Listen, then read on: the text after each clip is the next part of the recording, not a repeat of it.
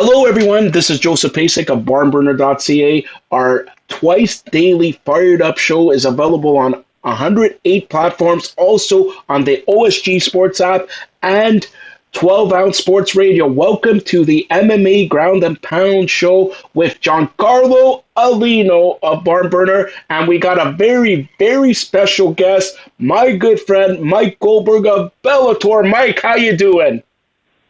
I'm good, guys. What's going on up in Frosty, CO? You know, I grew up in Cleveland, so I feel your pain. And there's a reason why I've lived in Phoenix since 2004. And it's days like you're living through today in Toronto. That's why I live in Arizona now, boys. So, yeah, you did the same thing what LeBron James did. Stayed in Cleveland and then went to La La Land, right? Well, about $500 million less, but yeah, I mean, at least geographically, I made the move. Yeah, for sure. All right, so a big card coming. Bellator 214 coming to Los Angeles. Let's talk. Giancarlo, you want to start it off with the main event? Yeah, Fedor Emelianenko, Ryan Bader. This Grand Prix that Bellator did really, set the stage for it. They got some guys like Chael Sonnen. They got Rampage in it, these legends of MMA. What have you seen in this, in Fedor's performances and Bader's performances that really makes this an exciting fight for fans to tune in? I think if you really want to look at it from, first off, some of the names, if it's Chael, people might have said originally Joe and Giancarlo. Well, he's really a middleweight. He's 205, which Ryan Bader is our light heavyweight champion, or King Mo, who has fought at heavyweight, Vanderlei, Rampage. What we've seen is everybody has delivered. And that's been the great thing about this heavyweight World Grand Prix. And, the history of Grand Prix is in the resume of Scott Coker going back to his days with K1 and overseas and kickboxing. And, so Scott Coker thought it would be a great idea. It has been as successful as anybody could have dreamed of, because every fight has delivered, especially I think about Vanderlei and Rampage, what it could have been and what it was when they met, once again, and now you got to break that tie. That fight was tremendous. But what we've learned is that there's a lot of fight left in Fedor, despite what many had thought was the case, especially when you look at the fact that his last fight pre-tournament, pre-Grand Prix, was the one against Matt Mitrione at Madison Square Garden, but that was a double knockout. So you're talking about Fedor actually being a split second away from winning that fight by knockout as well. And the thing that really hits me, guys, is there was a scene backstage by the locker rooms after Chael fought Fedor. And, of course, Chael plays it up better than anybody. But he talked about Fedor's power. And he said to Fedor, he goes, why don't you like me? Why you hit me so hard? You hit so hard. Why did you hit me so hard? Why don't you like me? And I think that's the one thing that we underestimate is the power that remains in Fedor and the speed. The speed and explosiveness is still there. And we've seen examples of it with the Frank Mir knockout and then that vicious ground and pound against Chael Sonnen. There's a lot of fight left in Fedor Emelianenko. And that's been fun to see. If you're a fan of mixed martial arts, you've got to be a fan of The Last Emperor. Okay, so who do you got? Who do you got in that fight? Well, first now let's break down Ryan Bader. Now, I've known Ryan Bader for years. I called basically 90% of his fights in the UFC. My first Bellator fight, my first Bellator main event was the rematch between Phil Davis and Ryan Bader, a fight that I called originally in Sweden in the UFC. Now, Ryan and Phil will be the first to tell you that the second fight might have been more boring than the first fight. And styles make fights, and that one didn't make a very good fight. But I want to take you back to Germany and a fight against Alir Latifi for Ryan Bader. And Ryan was on a losing streak, and he was coming off that very disappointing performance against Rumble Johnson, where he almost crawled for a takedown. It was really awkward, and Rumble finished him almost immediately. Latifi had Ryan Bader rocked in that fight. And then all of a sudden, Ryan connected with a knee. And not only did that fight change, the world changed. The professional fighting life of Ryan Bader changed. And since that point, he has been a different fighter. I would say mentally more than physically. He's always been a physical specimen. He's always been a powerful guy. He's always been explosive. And, football player of the year in Nevada, and obviously great wrestling credentials. But it's the mental part and the finishing abilities that we now see from Ryan Bader. But it changed Giancarlo in split second in which that knee landed. And Ryan and I have personally talked about that. And it's like his life changed, especially his fighting life. And now you're seeing a Ryan Bader more dominant, more powerful, more talented, but most importantly, more confident than ever. And the perfect example of that was the mauling he put on Matt Mitrione, whose reaction was kind of the same as Chael. How did he continue to do that? Matt would try to do this or that to counter something that Ryan would do, and Matt Mitrione couldn't do a thing against Ryan's, not just wrestling, but his strength and his technique and his ability and his confidence. So we see that there's a lot of Fedor left, and we are definitely seeing the best Ryan Bader by far that we've ever seen in his MMA career.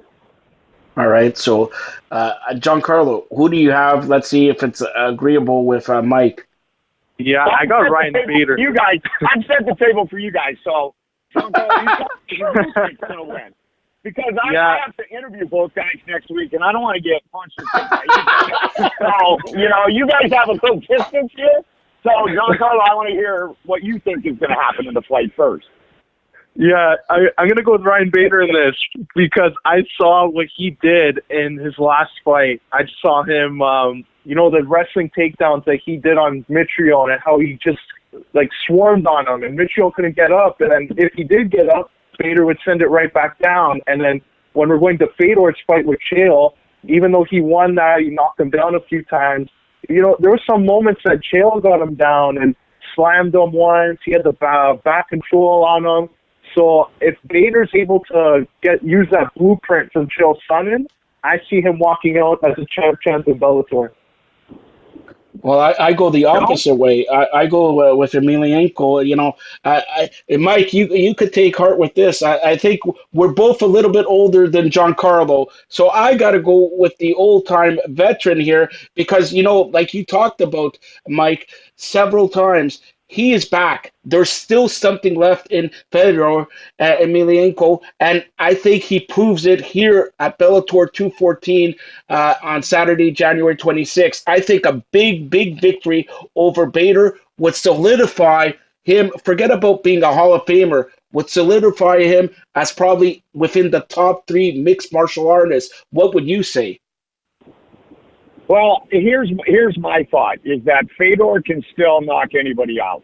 Any heavyweight, any big guy can knock anybody out on a mixed martial arts fight, especially in the heavyweight division in my life. And that's the truth because it's too unpredictable. I'd rather get my paycheck and go home and spend it on my kids' new sticks, which I just got 2 new ones delivered today. So, but we'll talk about that later. Yep. I think that Ryan's going to fight a very smart fight. And he's going to stay out of that range in which Fedor can tap him. And I agree with Giancarlo, is that Chael had some success with his wrestling against Fedor. And if Ryan gets in those same situations that Chael was in, Ryan will be dominant, and there won't be a reversal, and there won't be the ability to stand up in the situation in which there's opportunity and a bad position for Ryan Bader. So I think if Fedor wins, he wins by knockout. I don't even know if he wins by TKO. If he wins by TKO, it's because he hit Ryan on the feet, and he knocked him down, and he swarmed him, and then he put him on his back, and then he finished him. He's not going to take Ryan Bader down. Not in my mind. He's not going to take Ryan Bader down. Now, Ryan is going to fight the smart fight, and he's going to look to only close the distance when he's blasting on double to put Fedor on his back. Ryan can finish Fedor, but if the fight goes the distance, undoubtedly, I give the edge to Ryan Bader, and that's not because he's younger or conditioning. That's just because the style of the fight will be takedown. How are you going to get off your back? And thus, I think it'll go Ryan's way. Here's the thing about Ryan Bader, that I've always liked, and something that's different than we see in a lot of fighters, is Ryan's quest and pursuit for the knockout was clear for a long, long time. Everybody wants to be a finisher. Everybody wants to be an impressive finisher, the way that Bader was able to finish King Ball. But Ryan is not an egotistical knockout artist or want to be knockout artist. And so Ryan will be smart enough not to get in that range, or at least do everything he can to avoid that range in which Fedor can knock him out. He's not going to bite down on the mouthpiece and try to prove something to somebody by saying, I'm going to knock out Fedor Emelianenko, and then get knocked out himself. I think Ryan's going to fight his fight. He's going to fight smart. Is he able to strike with Fedor? Absolutely. But I think you'll see some kicks thrown by Bader, because Bader doesn't believe he'll be put on his back by Fedor, and if he is, he believes he can get up. So look for kicks in the stand-up for Ryan Bader. You might not see a lot of kicks from Fedor, but if it's in close range where Fedor can touch him, there's no doubt he can knock anybody out. But I think if Ryan's able to do what Ryan is planning on doing, I think Ryan Bader is going to be able to defeat the last Emperor, which, I've talked to Ryan about.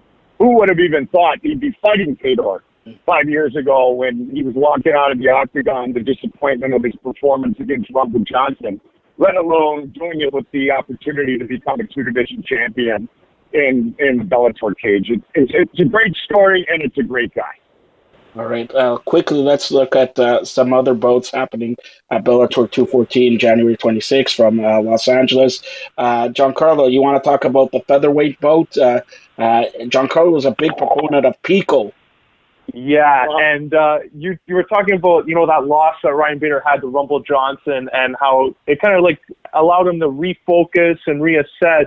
To me, Aaron Pico, as crazy as it sounds, that debut loss was probably the best thing for his MMA career, even though it took place in Madison Square Garden, the big lights, big arena. Since then, he's been tearing it up in Bellator, finishing everybody he's fought in the first round. Leandro Higo was the last one, and Higo was coming off that title fight with Darian Caldwell. What are your thoughts on Aaron Pico as a fighter and his rise up the ranks in Bellator and in MMA? I happen to agree with your statement 100%. I think that pressure and that balloon that just got a little poke in it was the best thing that could happen for Aaron. And it wasn't as if Aaron came in unprepared. It wasn't as if he didn't put in the time and the work. It wasn't as if he hasn't competed at the highest level since he was about 10 years old. I think everybody knows the backstory of Aaron Pico, started to homeschool and travel literally around the world to compete in wrestling and then eventually boxing. You're a heck of a boxer when Freddie Roach is in your corner and when Freddie gives you the thumbs up and when Freddie brings you as a sparring partner when you're 16 years old for some of his big superstars.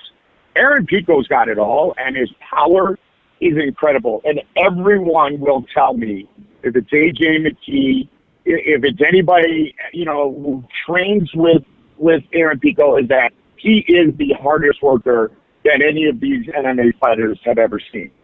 Aaron Pico is the real deal. He has competed at the highest level, so mentally he's as strong as anybody in the sport right now.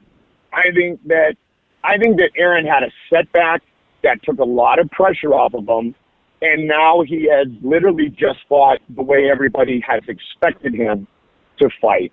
And keep in mind, not only was Leandro Higo coming off that title fight, but he put up a pretty good battle for a while in that title fight against Caldwell. And it didn't take long for Pico to take care of Leandro Higo at all.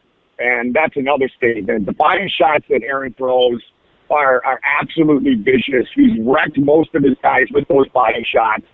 He's got great wrestling. He's got it all. He works hard. He's in shape. He's mentally tough. He is absolutely 100% a future champion, without a doubt. Aaron Pico is a future champion. Now, with his training partners, what happens? Does AJ McKee move up to 155? Probably, because I've talked to AJ about that. and AJ has said, hey, here's the deal. I'm the older guy, and I'm still growing, and so maybe that's the case because they talked about not fighting. They're like brothers. But Aaron Pico will have a Bellator belt around his waist at one point. There's no question at all. And he's not in a hurry, which is really good for Aaron. And I have a feeling when he does put it around his waist, it's going to be there for a very long time. Okay, so you mentioned Aaron Pico, but another guy, and wrestling fans know this guy. He makes his debut, Jack Swagger. All right, we the people, Jack Swagger. I don't know, Mike, if you're a big wrestling fan, but we the people, Jack Swagger. What do you expect from Jack Swagger in Bellator? Well, I hope we get more from Jack Swagger than we got from CM Punk. Let's just say that, right? Here's the deal. I go back to Brock Lesnar as the example of this wrestling, this wrestling icon and the swagger and all that. Brock was 106-5 in college as a heavyweight wrestler at the University of Minnesota. He was a multiple-time national champion, All-American. Could have played for the Vikings if he would have gone to NFL Europe for a couple of weeks, but he was making $6 or $7 million a year, jumping off the turnbuckles in the WWE already. It's a real deal, and they throw with live ammo, but the skills are possessed by guys like the Jack Swaggers of the world, and it really depends on the breakdown of his opponent, and it depends on what he's going to be able to do with those skills when it gets into live battle. I mean, CM Punk spent a lot of time at Duke Rufus's gym preparing for, his UFC debut. And then he goes against this kid, Mickey Gall. And it was probably the worst fight that CM could take because once they got entangled, Mickey's a genius with his jiu-jitsu, and that was the end of that. So there was no opportunity for CM Punk to showcase any stand-up or Muay Thai or anything of that sort. So I hope it's entertaining because these guys, the Brock Lesnar's, the Jack Swaggers of the world, they bring a lot of eyes to the television. And so when they have success, that's not only good for Bellator MMA, it's good for the entire sport. So I see that as a good thing. All right, Giancarlo, close it out with any other bout on Bellator that you like to be talking about. Yeah, I'm going to ask you about this, Mike, because the Heavyweight Grand Prix isn't the only one taking place right now. They got that Welterweight Grand Prix, and in my opinion, and a lot of fans' opinion, I think Bellator's welterweight division is much deeper than the UFC's, and it's showcasing this tournament with guys like Rory and Douglas Lima, Koreshkov. So with MVP now and Daley, who are finally going to be able to fight each other, they've been back and forth now for the last couple of years. What can fans expect from these two when they finally go to war? Fight down on the mouthpiece, Diego Sanchez, Gilbert Melendez style. Plain and simple. Fight down on the mouthpiece and play Rock'em Sock'em Robot and do exactly the opposite of what I talked about with an ego and a knockout when you put them in the same cup. This time they're going to exist, they're going to spin, and they're both going to be looking for the highlight reel finish.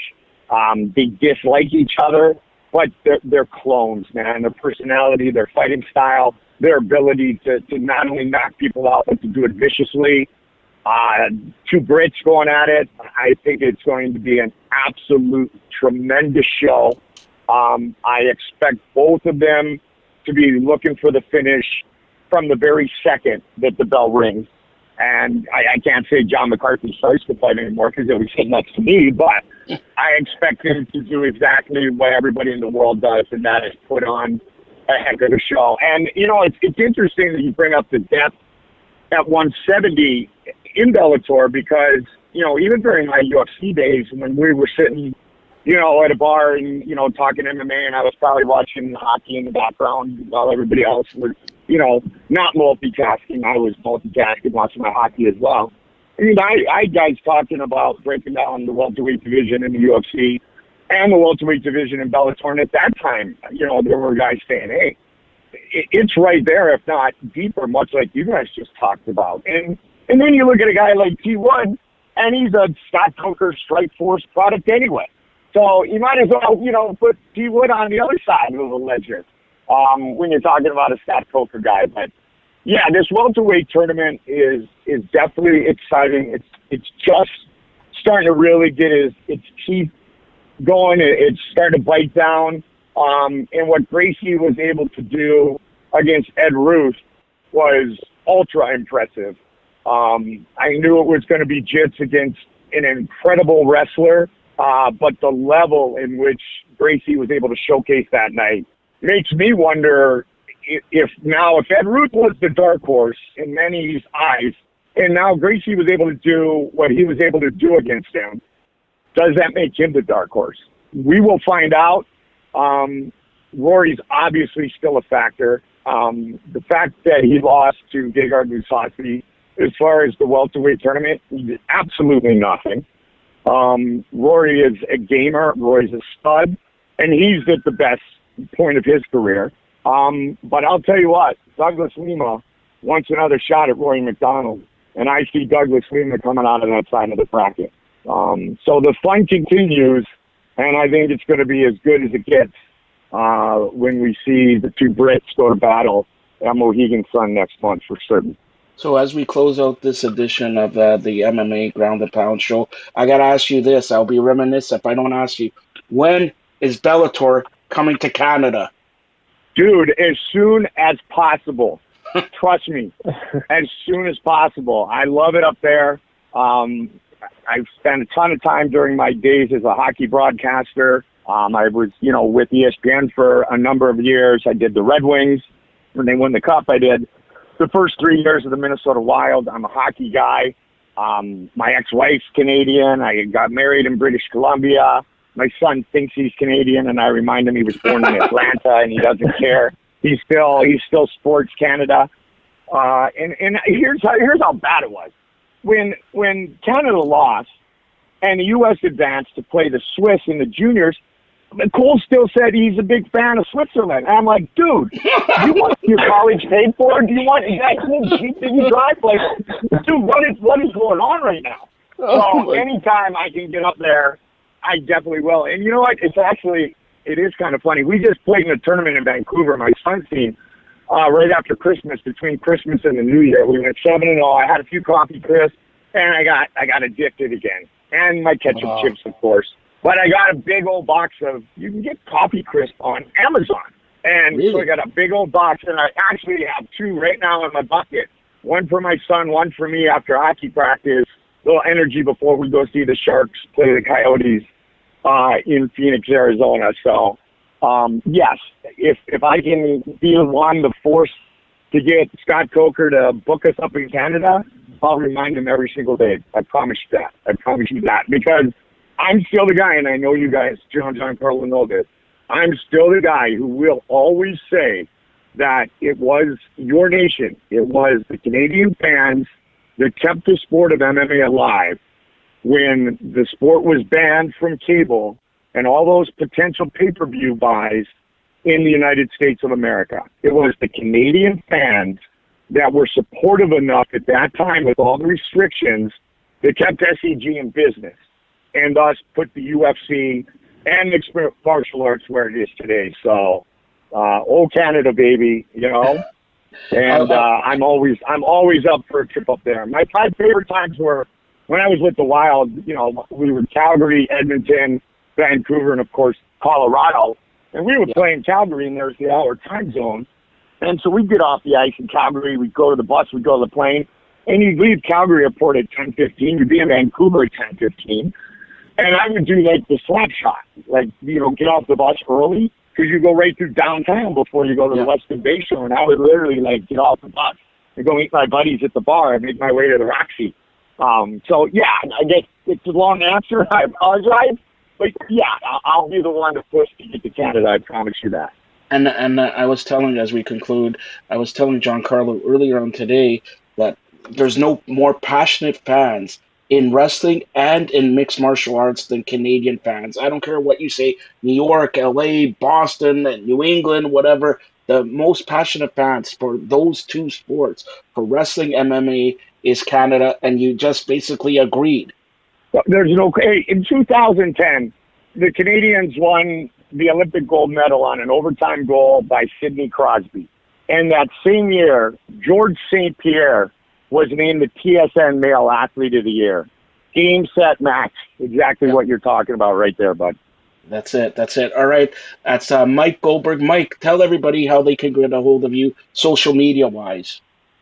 Social media-wise, it's Goldie on TV at all different forums on Twitter and on Instagram. I'm also doing cameos, so if anybody wants a short little video, hit me up. I'll send my link to you, but if you go to the Cameo website, look up my name, it'll tell you how I can send some messages. I was able to send a bunch of fun messages to some fans, some of them up in Canada already, and I have a lot of fun with that. Try to personalize them for sure. But yeah, Goldie on TV, on Twitter. My Facebook is Mike Goldberg. That's the one. The times I'm not is good at getting back to people on that one. Somehow I can't figure out how to reply once in a while on the fan page, if you will. But do know everybody who does hit me there that I love them and I appreciate the kind words. And, if you have mean things to say, go ahead and go John McCarthy MMA and send your things to that one. And you're good to go. He's the referee. That's it. So put him in the middle. But you know what? He'll always be the ref to me, but I'll tell you what. John and Elaine McCarthy were the first two people I met in this sport in 1997. And Joe Rogan will always be my powerful partner, and that will never change. But to be working with one of my true best friends and one of the first people who I met in this crazy mixed martial arts world is an absolute honor and pleasure, and we plan on having a blast for a lot of years. So now John's big butt isn't blocking the camera anymore. It's sitting next to me, and I'm all good with that. Well, it was an honor and a pleasure. I'll speak for Giancarlo also to have you on. Best of luck, and hopefully a real good card for Bellator, and continued success with Bellator, because there is another organization other than the UFC, and some people, me and Giancarlo, are a big proponent of Bellator. That's Mike Goldberg. Mike, thanks a lot. Thank you, guys. I greatly appreciate it. Fun to talk to you guys.